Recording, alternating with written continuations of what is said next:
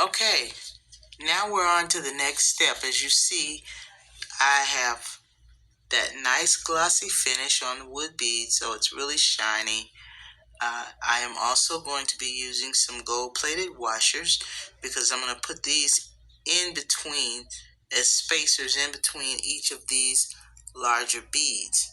Now, I'm using leather cord, but as you can see, this leather cord, which is about maybe 2 millimeters, is not going to be big enough to stabilize this large hole bead. So what am I going to do? I have a solution for that. I am going to use these small 8 millimeter beads. They're wooden beads also. And don't worry about the color. I mean, if you want to paint them, you can to match these beads, but no one's going to see this. This is going to be hidden. So what I'm going to do here, this is going to be inside of the large hole bead to stabilize it so that they're not wobbling everywhere. So the first thing I'm going to do is run a piece of leather cord through this first washer, and I'm going to run about 35 inches of cord, just because the way I'm going to assemble this needs to be on there and it needs to stay on there as I'm assembling the rest of this necklace. So here's the trick. How do you stabilize something with a hole this large? And also, as you can see, the washer has a much smaller hole. This hole is 1/8 of an inch on this bead. So here's the trick. I am going to, I think I'll use a dark green one. Color doesn't matter about the smaller bead. Nobody's going to see it. But if you feel that you want to paint them to match the color of the exterior bead, by all means do that.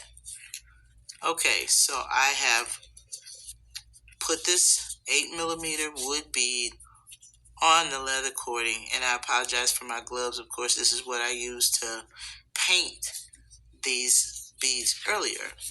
But anyway, now I'm going to run this cord through this bead, and this is how we're going to stabilize it.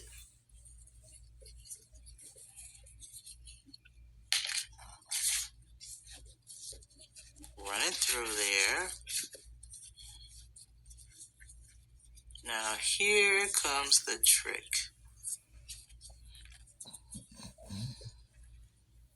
As you can see, it fits in there, and I want it to stay.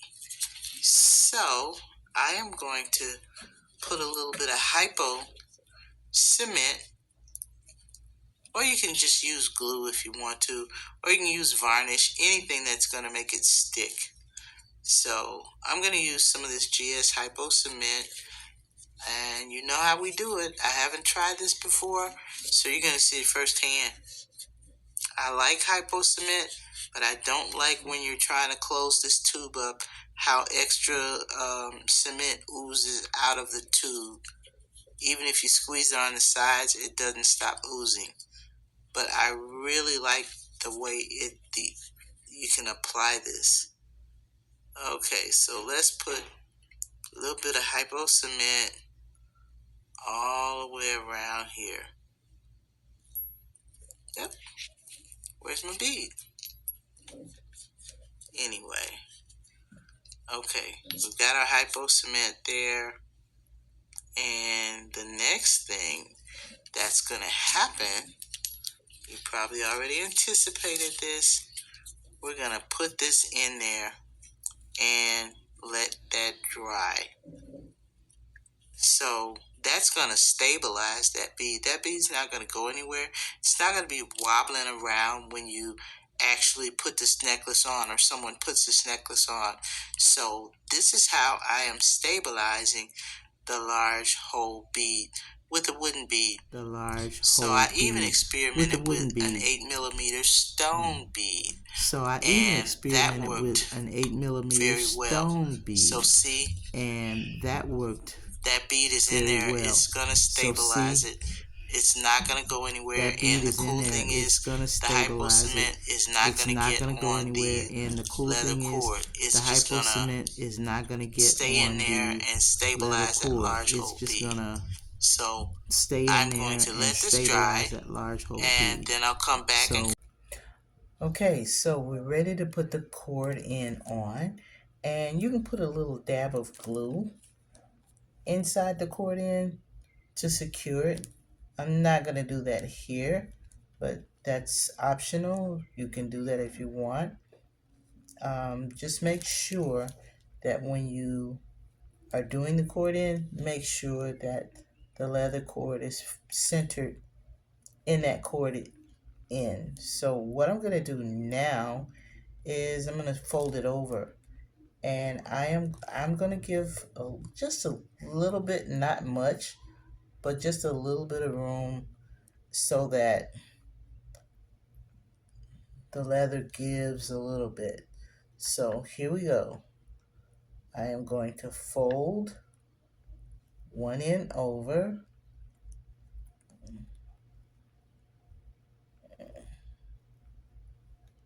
Try and let you see that.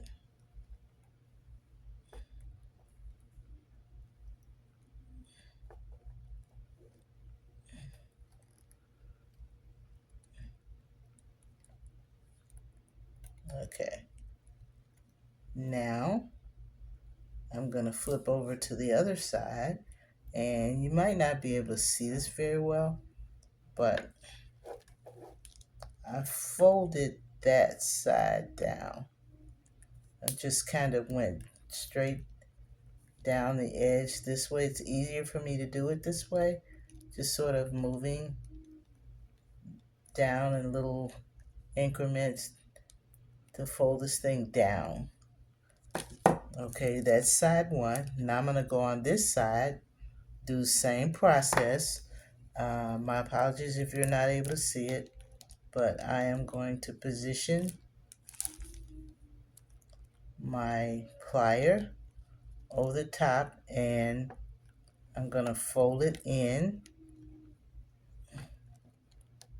It doesn't want to work that way. Let me see if I can do it this way. I'm right-handed, so it... Okay, there we go. I'm folding it in.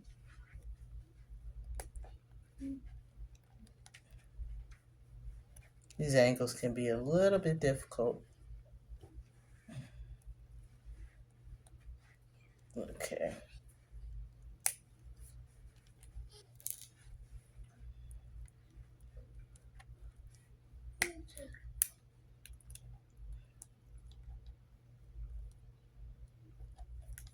The important thing is to make sure you get that folded down.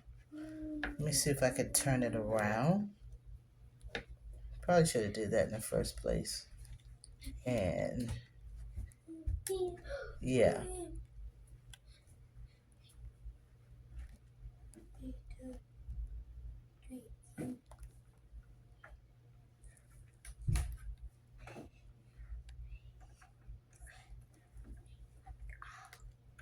Folding it down.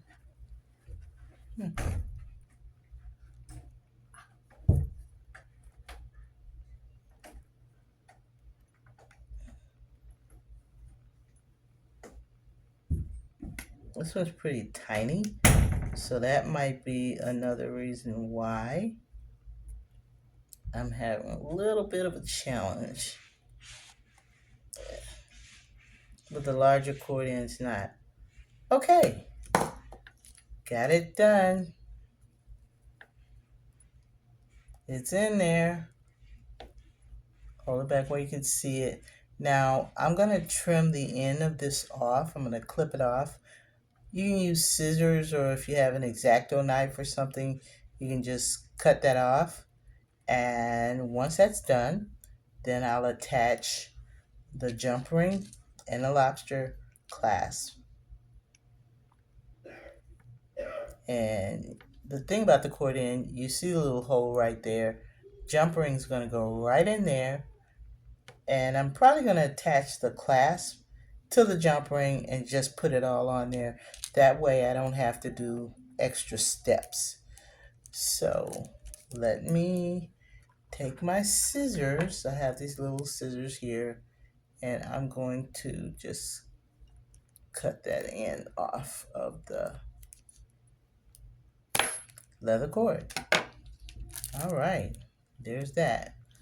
I'll trim it a little bit closer because as you can see, it's sort of blocking the end there, but I will get that off. Not with these scissors, but I have nail clippers that work well. So just make sure that you trim that down. I don't have my X-Acto knife in here, so I can't show you that. But we'll get that little piece there. Then I'm going to attach the jump ring and all that good stuff. So hang tight. Okay, here's the final step. I have attached my lobster clasp to the jump ring, and now I'm just going to put it on the cord end.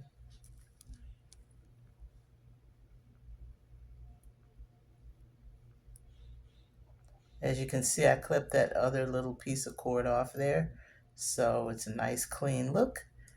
All right. Now I'm just going to simply close it up.